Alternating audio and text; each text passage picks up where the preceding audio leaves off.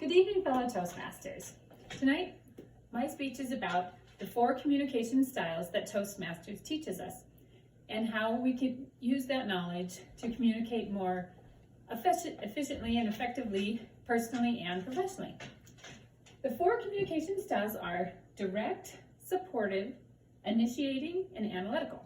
I'm going to go through each one a little bit and then I'll reveal what the quiz said that I was. The first communication style is direct, and these communicators are usually results-oriented, focused, competitive, motivated to accomplish things. They're quick and decisive, independent and confident. They like a busy, efficient, and structured environment.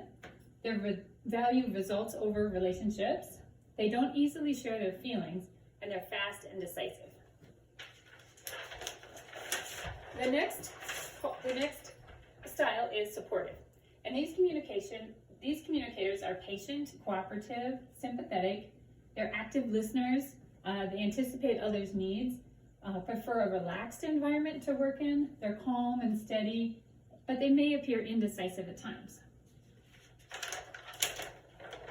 And the third style is initiating. These people are sociable, enthusiastic, persuasive. They communicate easily.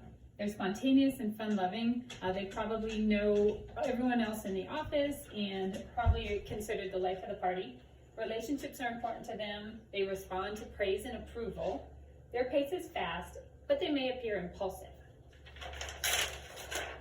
And the fourth style is analytical.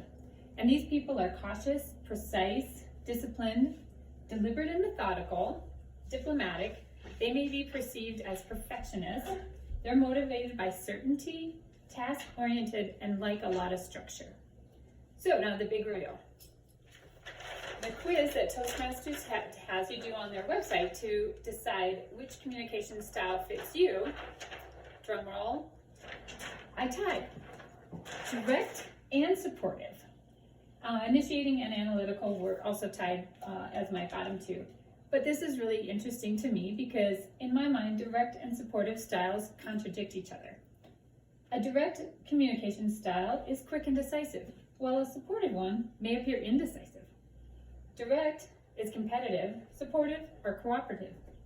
Direct are results-oriented, and supportive are patient and relaxed. Direct people are busy and efficient, or they prefer a busy and efficient environment, while supportive prefers a relaxed environment. How can these coexist? Well, it turns out, and it's not really surprising, that most people have some of each communication style in their personality, and it really depends on who you're communicating with and in what context. You probably communicate very differently with your boss versus your employees, or your family versus coworkers. So for me, I use my direct communication style at home with my kids when I need them to get things done. If we have a busy schedule and a lot going on, I need things done quickly, efficiently, and I just don't need to have discussions. And also with my husband, he can contest that if we're having a conversation about something, I like him to get to the point. If he kind of treats me like one of his employees and talks about things several different ways and repeats himself, I'm tuning out and trying to figure out a way to move on from the conversation. Some of you may relate to that with your spouses, but I also need to be supportive. Support my kids. I need to appear calm, especially in times of coronavirus. I need to be calm and not worried about things and stressed all the time, and support them when they need a listening ear. And also, when my husband does need me just to be a listening ear, I need to just allow him to talk and be supportive. But also in my work life, I work from home, and I have before everyone does now during coronavirus. But what I do is I work with book authors.